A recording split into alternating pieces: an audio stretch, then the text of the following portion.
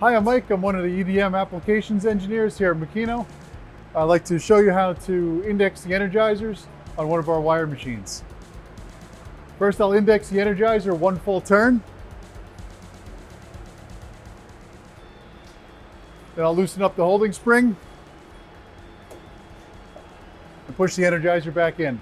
Okay, that indexes the energizer to a new spot on the carbide, a fresh, clean spot on the carbide, where it can put power back on the system. Okay, we'll do a similar operation down below. We'll index the lower energizer one full turn. Loosen up the spring, push the energizer in, and release the spring. And that's how quick it is to index the energizers on the Makino Wire EDM system.